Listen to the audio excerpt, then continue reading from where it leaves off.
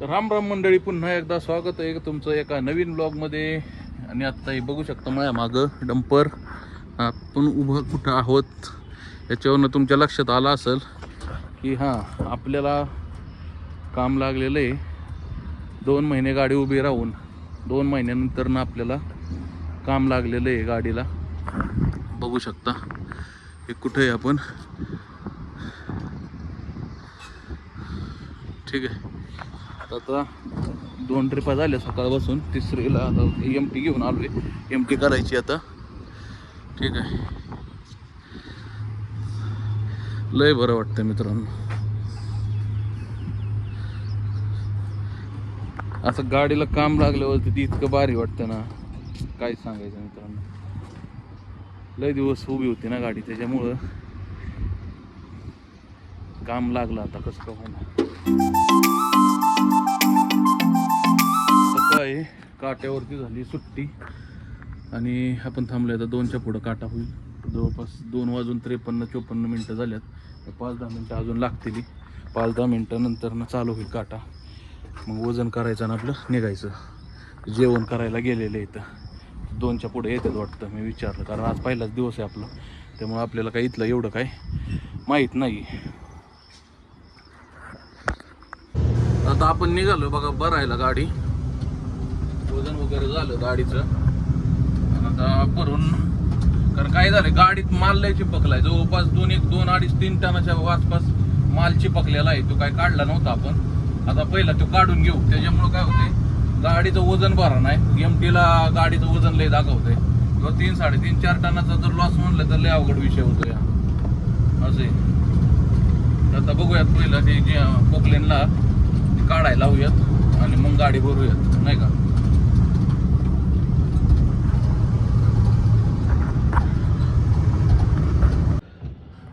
आज आपला हे उपवास श्रावण चालू झालेला आहे, नाही का.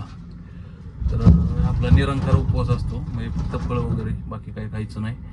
आणि केळी वगैरे घेतलेली आहेत बघा खायला. आणि मशीन आता भरते तिथं. दाखवतो तुम्हाला, 1 मिनिट.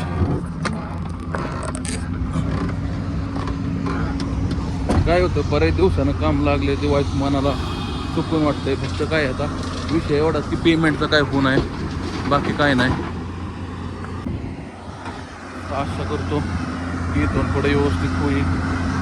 पण एक 7-8 महिने त्रास आहेच. बघू आता कसं काय होतंय. 8-9 महिने आपल्याला त्रास आहे खूप खूप जबरदस्त. कशाचं आहे काय ती नाही तुम्हाला सांगत, तुम्ही ओळखून जा.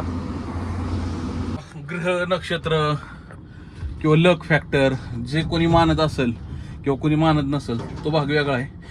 फक्त एक असं की ज्याचं खराब असतं ना मित्रांनो, त्यानं किती चांगलं वागू द्या, कितीही चांगलं वागू द्या, कितीही प्रयत्न करू द्या, हाती कायम निराशा असते. कायम हाती निराशा, कामच होत नाही ज्यावेळेस लक खराब असतो. म्हणजे माणसाचं म्हणतात ना, कष्ट प्रामाणिक पाहिजे, पण त्यासोबत नशिबाची पण साथ पाहिजे. तुम्ही कष्ट कितीही प्रामाणिकपणाने करा, पण जर नशीब खराब असेल ना, तर मित्रांनो त्या कष्टाचं काही फळ होत नाही, काहीच. आणि आता सध्या आपलं तेच चाललंय आपल्या बाबतीत. कष्टाला कुठंच आम्ही कमी पडत नाही, किती कष्ट करायला हवं. पण जर त्या कष्टाचं जर चीज होत असेल, त्या कष्टाचं जर फळ मिळत असेल, तर कष्ट करायला अजून उत्साह येतो. नाहीतर सगळं डाऊन होऊन जातं मित्रांनो, सगळं. जवळपास 3 टन माल चिपकला होता. इथं खाली घडतोय 3 टन. डायरेक्ट 1500-800 वजन भरायचं गाडीचं डायरेक्ट. मोकळं नुकसान 200-250 रुपयाचं जागेवर नुकसान. काय सांगायचं, अक्कलबंद झाली. पूर्ण काढायला लावलाय माल आता.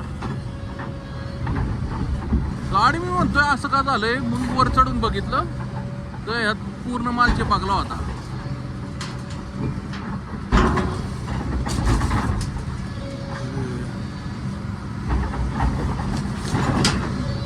बराच माल तिथं काढला. तिथं वरती पॉकलँडला जिथं लोडिंग पॉईंट होता तिथून पण त्याला एकच दात असल्यामुळे ते काही निघला नाही. मग आता म्हणलं राहिलेला माल इथं येऊन काढावं. मशीन पण मोठं आहे ना हो, ही 220 आहे, बारीक नाही मशीन. 3 टनाच्या आसपास माल होता जवळपास, कम्प्लीट 3 टन माल होता. 1500 गाडी, आपली गाडी 12800 बसती, 1500 गाडी भरत होती. वरती काढलं पण त्याच्या यायला ती निघलं नाही तेवढं. आता फुल ट्रॅफिक जाम आहे. हे काय झालंय बघा, हे डंपर आहे ना, हे दिसतोय तुम्हाला. त्याचं काय झालंय, बाहेर निघताना ना डिझेल टँक फुटला, त्याच्यामुळे आता तिथून काय बाहेर निघता येत नाही. आता पलीकडून जावं लागणार आहे आपल्याला. राकेश आला आपल्याला न्यायला आणि आता आपण निघालोय घरी. 6:30 वाजले. एक मित्र भेटला होता, चहा वगैरे झाला, त्याच्यामुळे आता उशीर झाला आपल्याला. आता निघालोय घरी. इथून जायचं सासवडला, घरी जायचं, घरून आवरायचं आणि जिमला जायचं. जिमवरनं मग नाईट आहे का काय कळेल आपल्याला, कसं काय होतंय समजलं. जिम तर सोडायची ना, काही उद्या जिम नाही सोडायची. भले इकडे 1 तास लेट यायचं होय ना, पण जिम करायची. आता जे ठरवलंय ते करायचं, कारण आपला एक दिवस खतरनाक चाललेली. घाटामध्ये आहे बघा आत्ता. या मित्रांनो जेवायला बघा, श्रावणी सोडतोय आत्ता. मस्तपैकी पनीरची भाजी, डाळ, पिवळा बटाटा. घरी आलो, घरनं जिमला गेलो, जिमवरनं इथं आलो. आता आतमध्येच बसलोय, बाहेर जागा नाही ना बसायला, त्यामुळे इथंच बसलोय आता.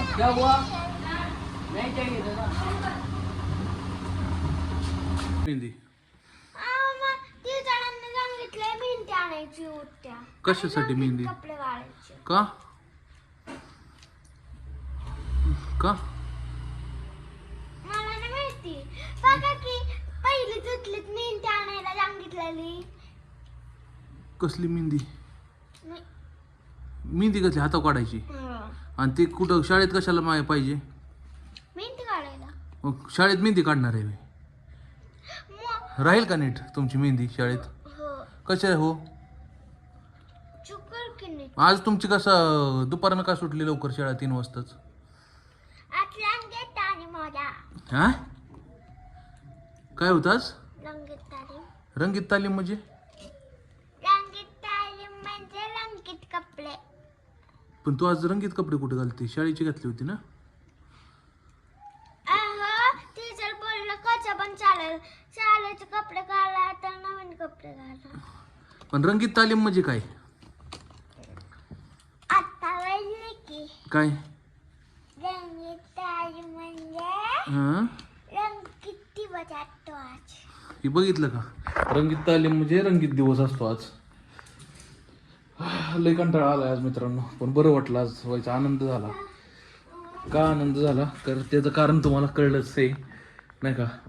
लय दिवसानं 2 महिन्यातनं डंपर आपला आज चालू झाला कसा तरी. आता शेवटी नशीब. मी काय सांग दुपारी तुम्हाला काय सांगितलंय? आता परवा बघा कोण येणार? कोण? तिथे आमची. आणि एवढा मोठा पॅकेज चांगू केवढीच्या निघलाय, एवढीच केक. काय बोलायचं? होय. तर विषय असा होतो की नशीब महत्वाचं असते. नशिबाशिवाय काही नाही मित्रांनो. तुम्ही कष्ट किती करा, काही करा, कष्ट करत राहिलं, नशीब जर तुमचं भंगार असेल ना, तर त्या कष्टाला काही फळ राहत नाही. आता ह्याच्यावरती लय लोक मला म्हणतील की असं काय बोलतोय तसं काय, पण जी रियालिटी ती सांगतोय. ज्याच्यासोबत घडतं ना त्यालाच कळतं. हा ब्लॉग इथंच एंड करूयात. आजचा व्हिडिओ कसा वाटला कमेंट करून नक्की सांगा. आवडल्यास लाईक करा, शेअर करा. चॅनलवर नवीन असेल चॅनलला सबस्क्राईब नक्कीच करा. भेटूया अशा नवीन ब्लॉगमध्ये. तोपर्यंत राम राम राम राम.